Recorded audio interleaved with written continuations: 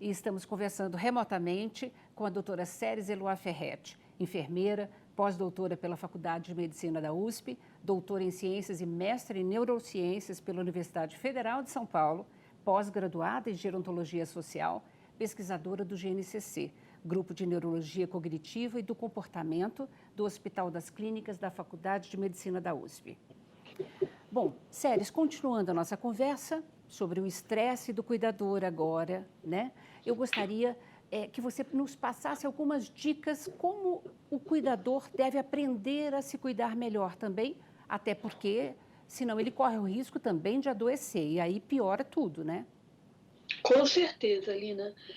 O cuidador é um elemento nesse contexto. Primeiro que ele é fundamental para que se consiga, as equipes de saúde se consiga lidar de uma forma boa com o paciente que tem demência, mas a gente não pode esquecer de jeito nenhum do cuidador do ponto de vista emocional, biológico, inclusive, ele precisa ter tempo para olhar para si mesmo, tempo para ir ao médico, fazer suas consultas regulares. A maioria dos cuidadores também já passaram dos 50, 55 anos, essa é a idade média. O número de pessoas, o percentual de cuidadores que evoluem para quadros depressivos é muito alto. Eu cheguei a ver isso no estudo que eu fiz. Quase 40% da amostra que eu entrevistei evoluíram para quadros depressivos. E assim, muito complicada a questão do abandono dos projetos de vida. Então, na medida do possível, quando é viável que esse cuidador divida tarefas, ele deve ter, sim, um tempo para ele, ainda que seja algumas horas, né, para ele dedicar a uma atividade própria dele. Se ele gosta de ler, se ele pode fazer algum tipo de trabalho informal ou mesmo formal, agora à distância, em casa, se ele pode se dedicar a qualquer atividade que faça bem, principalmente para a sua mente. Então, estudar, ler um livro, fazer exercício físico, manter atividades de lazer, manter atividades que sejam, inclusive, protetoras para futuros quadros de demência. Recentemente, vale comentar isso aqui, recentemente a revista Lancet, é uma revista especializada, médica, publicou alguns fatores protetores para o desenvolvimento de demência. E a gente tem falado muito sobre isso nas comunidades, tanto nas comunidades científicas quanto nas comunidades das populações mesmo, no sentido de preparar as pessoas para o envelhecimento saudável. Então, veja que uma dieta adequada, não fumar, não beber, fazer exercício físico regular, manter atividade de lazer, manter uma atividade que possa desafiar o cérebro, por exemplo, aprender um novo idioma, né? São coisas que protegem a pessoa para o desenvolvimento de demência. Lembrando que esses aconselhamentos eles devem acontecer já desde muito cedo, né? Quando você tem uma criança em casa, você já pode fazer e adotar essas medidas preventivas para o futuro, por exemplo, a demência vascular, né? Então, não fumar e fazer atividade física é um excelente aconselhamento para as pessoas que querem evitar esse tipo de problema, como a hipertensão, o diabetes, né?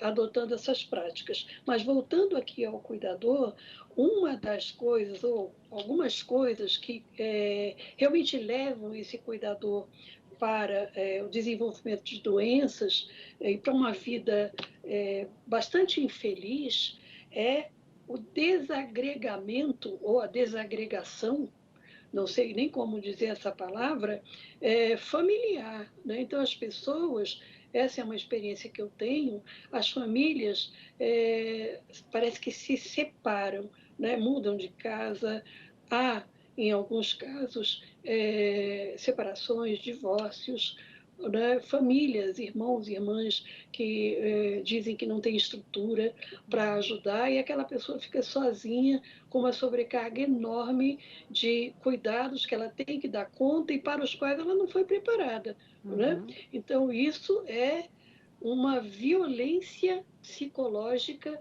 no meu entendimento, enorme, né?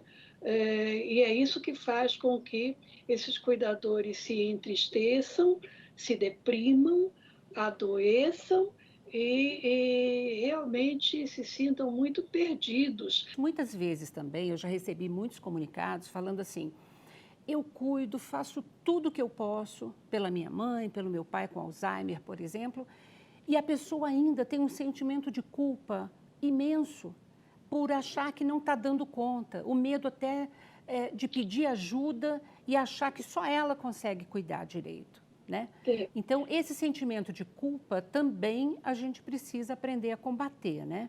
E uma veja, outra questão que eu queria que veja, você abordasse, já mais para o encerramento, é assim, é, é possível também, quando se há essa condição, não deve haver culpa se eu precisar e poder contratar, por exemplo, um cuidador profissional ou até mesmo institucionalizar, porque tudo, na verdade, que se quer é a qualidade desse cuidado com essa pessoa que se ama, certo?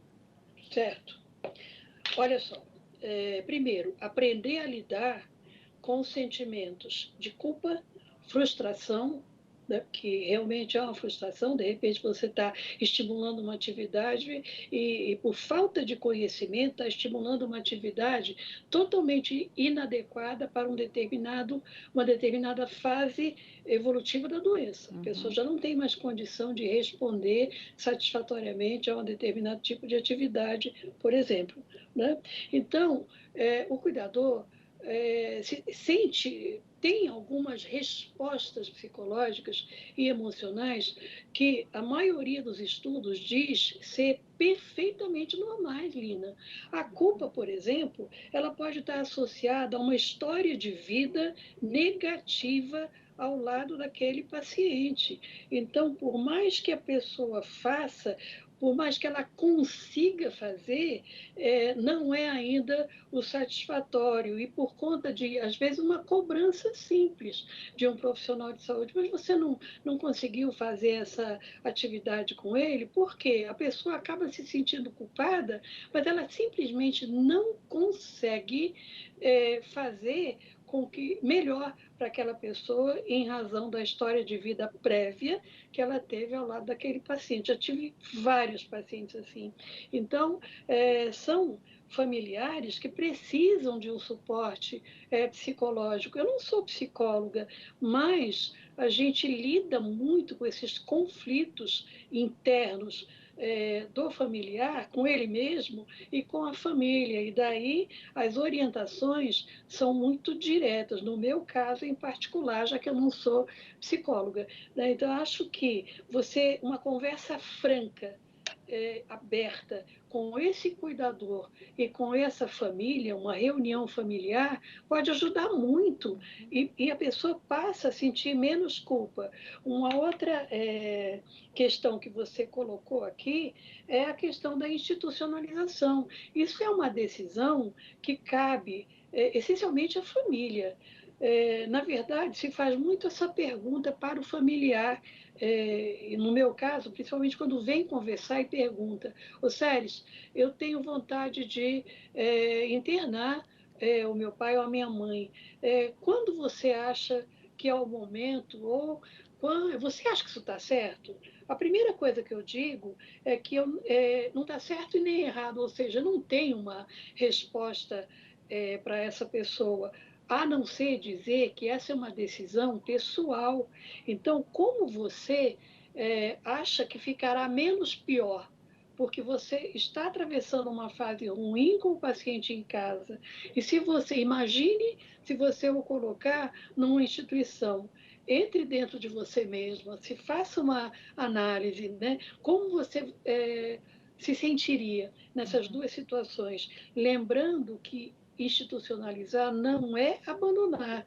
Abandonar é você colocar numa instituição, já disse isso muitas vezes, e simplesmente fazer o depósito bancário de pagamento àquela instituição e nunca mais aparecer. Isso é um abandono. Agora, institucionalizar, você visitar frequentemente, certamente não é um abandono, de jeito nenhum. Uma outra coisa, finalizando também esse seu questionamento, que eu acho muito importante, é contar com os grupos de apoio que existem em território nacional.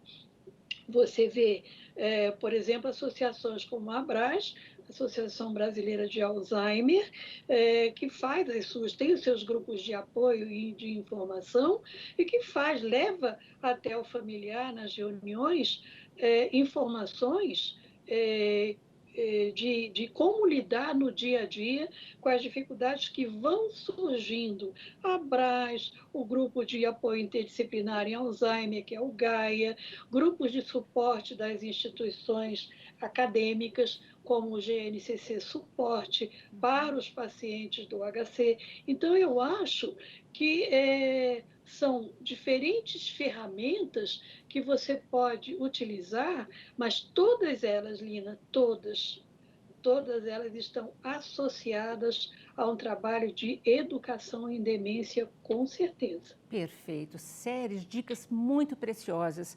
Eu quero agradecer muito a sua participação, viu? Muito obrigada mesmo pelas dicas. Eu que agradeço, Lina.